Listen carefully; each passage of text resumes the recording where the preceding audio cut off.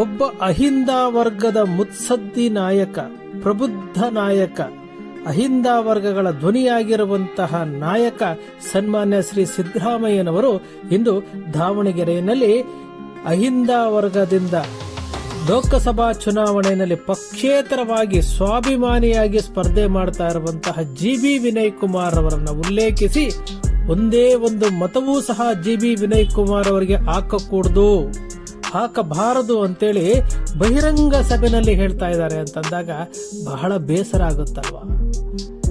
80% ಇರುವಂತಹ ಅಹಿಂದ ವರ್ಗಗಳನ್ನ ಮುನ್ನಡೆಸಬೇಕಾದಂತವರು ಈಗಾಗಲೇ ಸನ್ಮಾನ್ಯ ಶ್ರೀ ಸಿದ್ದರಾಮಯ್ಯನವರು ವರ್ಣದಲ್ಲಿ ಘೋಷಣೆ ಮಾಡಿದ್ದಾರೆ, ನನ್ನ ಕೊನೆಯ ಚುನಾವಣೆ, ಇನ್ನು ಮುಂದೆ ನಾನು ಚುನಾವಣಾ ರಾಜಕೀಯ ಮಾಡೋದಿಲ್ಲ ಅಂತೇಳಿ ಘೋಷಣೆ ಮಾಡಿದ್ಮೇಲೆ 80% ಇರುವಂತಹ ಅಹಿಂದ ವರ್ಗಗಳನ್ನು ಪ್ರತಿನಿಧಿಸುವಂತಹ, ಅಹಿಂದ ವರ್ಗಗಳನ್ನ ಜೊತೆಯಲ್ಲಿ ಕರೆದುಕೊಂಡು ಹೋಗುವಂತಹ, ಅಹಿಂದ ವರ್ಗಗಳ ಧ್ವನಿಯಾಗಬೇಕಾದಂತಹ ಎಷ್ಟೋ ಜನ ನಾಯಕರನ್ನ ತಯಾರು ಮಾಡಬೇಕಾಗಿತ್ತು. ಆದರೆ ಯಾವುದೂ ಆಗಲೇ ಇಲ್ಲ. ಈ ವರ್ಗಗಳಿಗೆ ಸಿದ್ದರಾಮಯ್ಯನವರ ನಂತರ ಮತ್ಯಾರು ಎಂಬ ಪ್ರಶ್ನೆಗೆ ಉತ್ತರವಾಗಿ ಆ ದೇವರೇ ಜಿ.ಬಿ. ವಿನಯ್ ಕುಮಾರ್ ಅಂತಹ ವಿದ್ಯಾವಂತ, ಪ್ರಜ್ಞಾವಂತ, ಶಿಕ್ಷಣ ತಜ್ಞ ಅವರನ್ನ ದಾವಣಗೆರೆ ಲೋಕಸಭಾ ಕ್ಷೇತ್ರದಿಂದ ಸ್ಪರ್ಧೆ ಮಾಡೋದಕ್ಕೆ ಪ್ರೇರೇಪಿಸಿರಬೇಕು, ಆಶೀರ್ವಾದ ಮಾಡಿರಬೇಕು ಅಂತ ನಾವೆಲ್ಲ ತಿಳ್ಕೊಂಡಿದ್ದೀವಿ. ಕಾಂಗ್ರೆಸ್ ಪಕ್ಷದ ಟಿಕೆಟ್ ಆಕಾಂಕ್ಷಿಯಾಗಿದ್ದಂತಹ ಜಿ.ಬಿ. ವಿನಯ್ ಕುಮಾರ್ ಅವರು ಏಕಾಏಕಿ ಟಿಕೆಟ್ ಕೇಳಲಿಲ್ಲ. ಸನ್ಮಾನ್ಯ ಶ್ರೀ ಸಿದ್ದರಾಮಯ್ಯನವರು, ರಾಹುಲ್ ಗಾಂಧಿ ಅವರು, ಡಿ.ಕೆ. ಶಿವಕುಮಾರ್ ಅವರು, ಮಲ್ಲಿಕಾರ್ಜುನ ಖರ್ಗೆ ಅವರು, ಸುರ್ಜೇವಾಲಾ ಅವರು, ವೇಣುಗೋಪಾಲ್ ಅವರು ಎಲ್ಲರಿಗೂ ಸಹ ಮನವರಿಕೆ ಮಾಡಿಕೊಟ್ಟು ನಾನು ದಾವಣಗೆರೆ ಲೋಕಸಭಾ ಕ್ಷೇತ್ರದಿಂದ ಸ್ಪರ್ಧೆ ಮಾಡಕ್ಕೆ ಬಯಸ್ತಾ ಇದ್ದೇನೆ, ನನಗೆ ಟಿಕೆಟ್ ಕೊಡಿ ಅಂತೇಳಿ ಸತತವಾಗಿ ಪ್ರಯತ್ನ ಮಾಡಿದಂತವರು ಏಕಾಏಕಿ ಬಂದು ಟಿಕೆಟ್ ಕೇಳಲಿಲ್ಲ. ಶೋಷಿತರ ಸಮಾವೇಶ ಚಿತ್ರದುರ್ಗದಲ್ಲಿ ಆದಾಗ ದಾವಣಗೆರೆಯ ಎಲ್ಲ 8 ವಿಧಾನಸಭಾ ಕ್ಷೇತ್ರಗಳಿಂದ ತನ್ನ ಸ್ವಂತ ಹಣದಿಂದ 100 ಬಸ್ಸುಗಳನ್ನ ಮಾಡಿ ಲಕ್ಷಾಂತರ ರೂಪಾಯಿಗಳನ್ನ ಕೊಟ್ಟು ಆ ಬಸ್ಸುಗಳನ್ನ ಶೋಷಿತರ ಸಮಾವೇಶಕ್ಕೆ ಕಳಿಸಿಕೊಟ್ಟಿದ್ರು. ಅಂತಹ ಶೋಷಿತ ವರ್ಗದಿಂದ ಬಂದಂತಹ ಜಿ.ಬಿ. ವಿನಯ್ ಕುಮಾರ್ ಟಿಕೆಟ್ ಏಕಾಏಕಿ ಕೇಳಿಲ್ಲ, ಟಿಕೆಟ್ ಸಿಗುತ್ತೆ ಅಂತೇಳಿ ಅವರು ಕೆಲಸ ಮಾಡ್ತಿದ್ರು. ದಾವಣಗೆರೆ ಲೋಕಸಭಾ ಕ್ಷೇತ್ರ ಇವತ್ತು ಜಿ.ಬಿ. ವಿನಯ್ ಕುಮಾರ್ ಅವರನ್ನ ಗೆಲ್ಲಿಸಲೇಬೇಕು ಅಂತೇಳಿ ಸ್ವಯಂ ಪ್ರೇರಿತವಾಗಿ ಯುವಕರು ಮುಂದಾಗ್ತಾ ಇದ್ದಾರೆ. ಅಂತಹ ಯುವಕನಿಗೆ ಟಿಕೆಟ್ ಕೊಡಬೇಕಾಗಿತ್ತು. ಯಾರು ಜಾತಿ ಗಣತಿ ವರದಿಯನ್ನು ತಿರಸ್ಕರಿಸಿ, ಜಾತಿ ಗಣತಿ ಮನೆಯಲ್ಲಿ ಕುತ್ಕೊಂಡು ಮಾಡಿದ್ದಾರೆ, ಜಾತಿ ಗಣತಿ ವರದಿಯನ್ನ ಸಿದ್ದರಾಮಯ್ಯನವರು ಮನೆಯಲ್ಲಿ ಮಾಡಿಸಿದ್ದಾರೆ, ಇದಕ್ಕೆ 3 ಕಾಸಿನ ಬೆಲೆ ಇಲ್ಲ ಅಂತ ಯಾರು ಹೇಳಿದ್ರು? ಯಾವ ಶೋಷಿತ ಸಮುದಾಯಗಳಿಗೆ, ಯಾವ ಅಹಿಂದ ವರ್ಗಗಳಿಗೆ ನ್ಯಾಯ ಸಿಗಬೇಕು ಅಂತೇಳಿ ಸನ್ಮಾನ್ಯ ಶ್ರೀ ಸಿದ್ದರಾಮಯ್ಯನವರು 2014ರಲ್ಲಿ ಜಾತಿ ಗಣತಿ ಮಾಡಿದ್ರು. ಆ ಜಾತಿ ಗಣತಿ ವರದಿ ವಿರುದ್ಧ ಏನು ದನಿ ಎತ್ತಿದ್ರು, ಕೊನೆಗೆ ಸರ್ಕಾರವನ್ನೇ ತೆಗೆಯುವಂತ ಮಟ್ಟಕ್ಕೆ ಮಾತನಾಡಿದ್ರು. ಅಂತಹ ಲೋಕಸಭಾ ಕ್ಷೇತ್ರದಲ್ಲಿ ಜಿ.ಬಿ. ವಿನಯ್ ಕುಮಾರ್ ಅವರಿಗೆ ಒಂದು ಟಿಕೆಟ್ ಕೊಡಿಸಬಹುದಾಗಿತ್ತು. ನಮ್ಮಲ್ಲಿ ಬಂದ್ರು, ಮಾತನಾಡಿದ್ರು, ನಾವ್ ಹೇಳಿದಿಗೆ ಟಿಕೆಟ್ ವಾಪಸ್ ತಗೊಂಡ್ಲಿಲ್ಲ ಅಂತ. ಈಗಲ್ಲದೆ ಮತ್ಯಾವಾಗ ಸಾಧ್ಯ ಆಗುತ್ತೆ? ಈಗ ಧೈರ್ಯವಾಗಿ ಸ್ಪರ್ಧೆ ಮಾಡುವಂತಹ ಒಬ್ಬ ವಿನಯ್ ಕುಮಾರ್ ಇಲ್ಲಿ ಸಿಕ್ಕಿದ್ದಾರೆ. ಒಂದು ವೇಳೆ ಇನ್ನು ಮುಂದಿನ 5 ವರ್ಷಕ್ಕೆ ಏನ್ ಬೇಕಾದ್ರೂ ಆಗ್ಬಹುದು. ಇಂತಹ ಪ್ರಜ್ಞಾವಂತ, ಇಂತಹ ಬುದ್ಧಿವಂತ, ಇಂತಹ ವಿದ್ಯಾವಂತ ರಾಜಕೀಯಕ್ಕೆ ಬಂದಿರೋದು ಎಲ್ಲರೂ ಪ್ರೋತ್ಸಾಹಿಸಿ ಅವರಿಗೆ ಟಿಕೆಟ್ ಕೊಡಬೇಕಾಗಿತ್ತು. ಅಹಿಂದ ವರ್ಗವನ್ನ ಪ್ರತಿನಿಧಿಸುತ್ತಿರುವಂತಹ ಸನ್ಮಾನ್ಯ ಶ್ರೀ ಸಿದ್ದರಾಮಯ್ಯನವರು ಹೈಕಮಾಂಡ್ಗೆ ಹೇಳಿ ಮನವೊಲಿಸಿ ವಿನಯ್ ಕುಮಾರ್ ಅವರಿಗೆ ಟಿಕೆಟ್ ಕೊಡಬೇಕಾಗಿತ್ತು. ಮತ್ಯಾರಿದ್ದಾರೆ? ಸನ್ಮಾನ್ಯ ಶ್ರೀ ಸಿದ್ದರಾಮಯ್ಯನವರ ನಿವೃತ್ತಿಯ ನಂತರ ಮತ್ಯಾರಿದ್ದಾರೆ? ಯಾರೂ ಇಲ್ಲದಂತಹ ಪರಿಸ್ಥಿತಿ. ವಿನಯ್ ಕುಮಾರ್ ಅಂತವರನ್ನ ಬೆಳೆಸಿದ್ರೆ ನಾಳೆ ದಿವಸ ಈ ಅಹಿಂದ ವರ್ಗಗಳ ಧ್ವನಿಯಾಗಿ ಅವರ ಧ್ವನಿಯಾಗಿರ್ತಾರೆ. ನಾಳೆಯ ದಿವಸ ವಿನಯ್ ಕುಮಾರ್ ಸಂಸದರಾದ್ರೆ ಮುಂದೊಂದು ದಿವಸ ಇಡೀ ಕರ್ನಾಟಕದಲ್ಲಿ ಅಹಿಂದ ವರ್ಗದ ನಾಯಕರಾಗಿ ಯುವಕರನ್ನ ಒಗ್ಗೂಡಿಸ್ತಾರೆ. ಮುಂದೊಂದು ದಿವಸ ಯಾವ ರೀತಿ ಸನ್ಮಾನ್ಯ ಶ್ರೀ ಸಿದ್ದರಾಮಯ್ಯನವರು ತಾಲೂಕ್ ಬೋರ್ಡ್ ಪಂಚಾಯಿತಿಯಿಂದ ಶಾಸಕರಾಗಿ, ಸಚಿವರಾಗಿ, ಉಪಮುಖ್ಯಮಂತ್ರಿಯಾಗಿ ಮುಖ್ಯಮಂತ್ರಿ ಆದರೋ ಅದೇ ರೀತಿಯಾಗಿ ವಿನಯ್ ಕುಮಾರ್ ಅವರು ಸಂಸದರಾದ ನಂತರ ಹಂತ ಹಂತವಾಗಿ ಇಡೀ ಕರ್ನಾಟಕ ರಾಜ್ಯದ ಅಹಿಂದ ವರ್ಗಗಳ ಧ್ವನಿಯಾಗಿ ಈ ರಾಜ್ಯದ ಮುಖ್ಯಮಂತ್ರಿ ಆಗುವಂತಹ ಸಾಧ್ಯತೆಗಳು ಇದಾವೆ. ಇದನ್ನ ನಾವು ಅರ್ಥಕೊಳ್ಬೇಕಾಗುತ್ತೆ. ಯಾವ ಬಾಬಾ ಸಾಹೇಬ್ ಅಂಬೇಡ್ಕರ್ ಅವರು ಶೋಷಿತರಿಗೆ ನ್ಯಾಯ ಸಿಗಬೇಕು ಅಂತೇಳಿ ಸಂವಿಧಾನ ರಚನೆ ಮಾಡಿದ್ರು, 76 ವರ್ಷ ಆದರೂ ಸಹ ಇವತ್ತಿನವರೆಗೂ ಈ ಶೋಷಿತ ವರ್ಗಗಳು ವೋಟ್ ಬ್ಯಾಂಕ್ ಆಗಿದ್ದಾವೆ. ಯಾವಾಗ ಜಾತಿ ಗಣತಿ ವರದಿ ಬಿಡುಗಡೆ ಆಗಿ ಅದರ ಸಂಖ್ಯೆಗಳು ಗೊತ್ತಾಗುತ್ತೋ ಅವಾಗ ನಮಗೆ ಅವಕಾಶ ಸಿಗೋದಿಲ್ಲ ಅಂತ ಎಷ್ಟೋ ಜನ ತಿಳ್ಕೊಂಡಿದ್ದಾರೆ, ಅದರ ವಿರುದ್ಧ ಮಾತಾಡ್ತಾ ಇದ್ದಾರೆ. ನಾವು ಅದನ್ನ ಅರ್ಥ ಮಾಡ್ಕೊಳ್ಬೇಕಾಗುತ್ತೆ.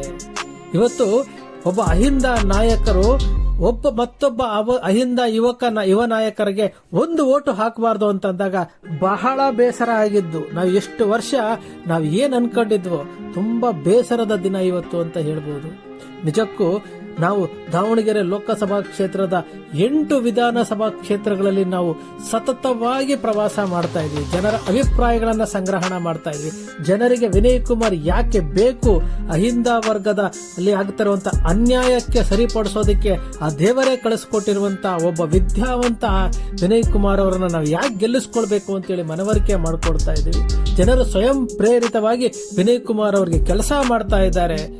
ಇಂತಹ ಒಬ್ಬ ನಾಯಕನ ಬಗ್ಗೆ ಇಂಟೆಲಿಜೆನ್ಸ್ ರಿಪೋರ್ಟ್ ತಗೊಂಡಾದ್ರೂ ಮಾತನಾಡಬೇಕಾಗಿತ್ತಲ್ಲ. ಇವಾಗ ಅವಕಾಶ ಕೊಡದೆ ಮತ್ಯಾವಾಗ ಅವಕಾಶ ಸಿಗುತ್ತೆ?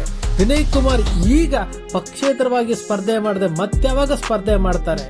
ತಾಲೂಕ್ ಪಂಚಾಯಿತಿ, ಗ್ರಾಮ ಪಂಚಾಯಿತಿ, ಜಿಲ್ಲಾ ಪಂಚಾಯಿತಿಗಳಿಗೆ ಮಾತ್ರ ಈ ಅಹಿಂದ ವರ್ಗಗಳು ಸೀಮಿತನ? ನಮಗೆ ನಾವೇ ಪ್ರಶ್ನೆ ಮಾಡ್ಕೊಳ್ಬೇಕಲ್ವಾ? ಈ 80% ಇರುವಂತ ಅಹಿಂದ ವರ್ಗಗಳು ನಾವು ಪ್ರಶ್ನೆ ಮಾಡ್ಕೊಳ್ಬೇಕಲ್ಲ. ಸನ್ಮಾನ್ಯ ಶ್ರೀ ಸಿದ್ದರಾಮಯ್ಯನವರ ನಂತರ ಯಾರು ಎಂಬ ಪ್ರಶ್ನೆಗೆ ಉತ್ತರವೇ ಇಲ್ಲ. ನಮ್ಮಲ್ಲಿ ಉತ್ತರವೇ ಇಲ್ಲ. ಅಲ್ಪಸಂಖ್ಯಾತ, ಹಿಂದುಳಿದ, ದಲಿತ ವರ್ಗಗಳನ್ನ ಮುನ್ನಡೆಸುವಂತಹ ಒಬ್ಬ ನಾಯಕ ಬೇಕಲ್ವಾ? ನಮ್ಗೆ ಒಬ್ಬ ಈ ನಾಯಕ ಸಿಕ್ಕಿದಾರಲ್ವಾ? ಇದನ್ನ ಸ್ವತಂತ್ರ ಹೋರಾಟ ಅಂತ ನಾವೇನ್ ಹೇಳ್ತೀವಲ್ಲ, ಸ್ವತಂತ್ರ ಹೋರಾಟ ಬ್ರಿಟಿಷರ ವಿರುದ್ಧ ನಾವು ಹೋರಾಟ ಮಾಡಿದ್ವಿ ಸ್ವತಂತ್ರಕ್ಕೋಸ್ಕರವಾಗಿ.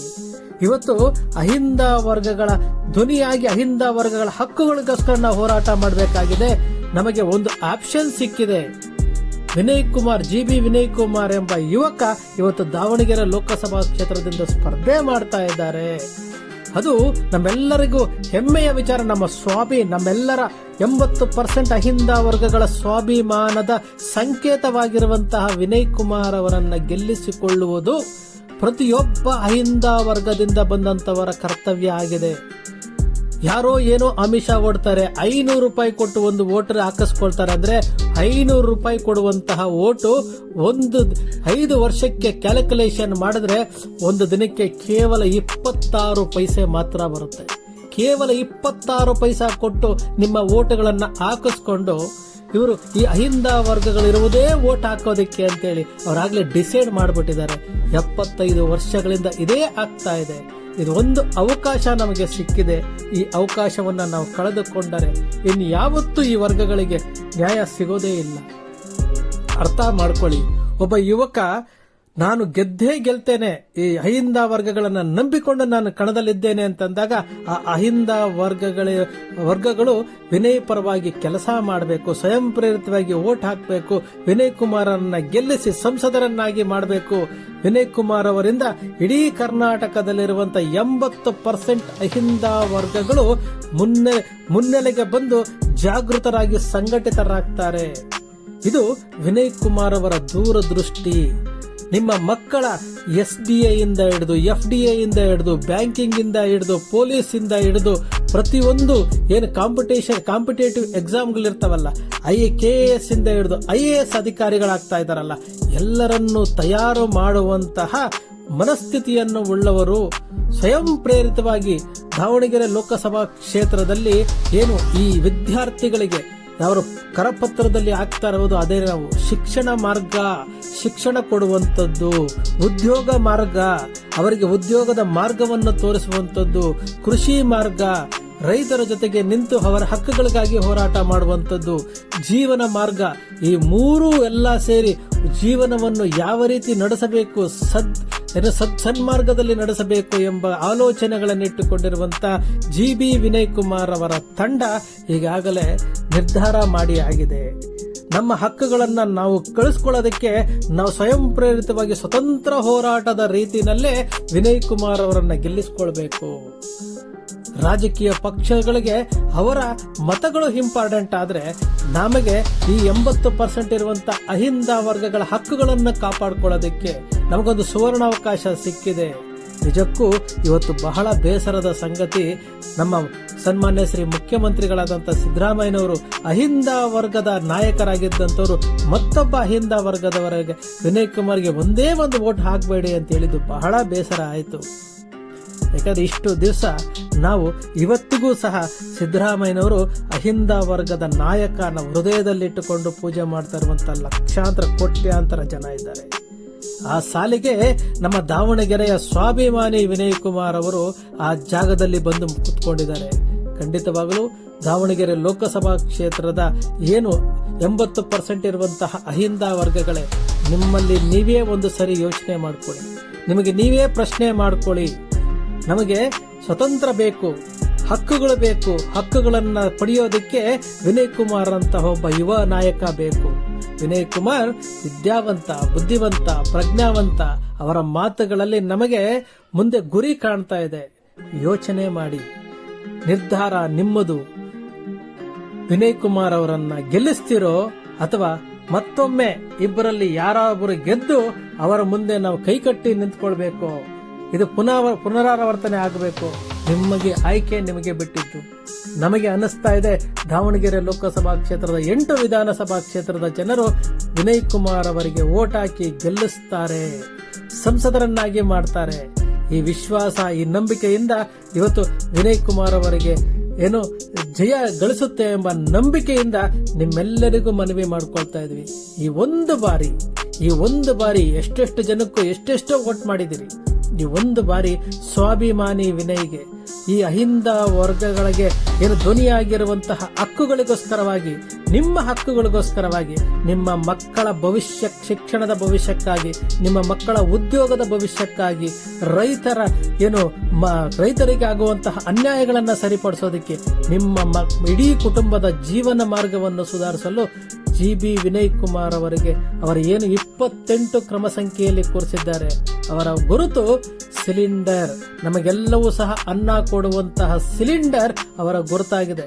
ದಯಮಾಡಿ ಮನವರಿಕೆ ಮಾಡಿಕೊಡಿ. ಇದು ಸರಿ ಅನಿಸಿದ್ರೆ 4 ಜನಕ್ಕೆ ಹೇಳಿ ವಿನಯ್ ಕುಮಾರ್ ಅವರನ್ನ ಗೆಲ್ಲಿಸುವಂತಹ ಕೆಲಸ ನಮ್ಮೆಲ್ಲರಿಂದಲೂ ಆಗಲಿ. ನಮಸ್ಕಾರ. ನಾನು ನಿಮ್ಮ ರಾಜು ಮೌರ್ಯ, ದಾವಣಗೆರೆ, ಅಹಿಂದ ಚೇತನ.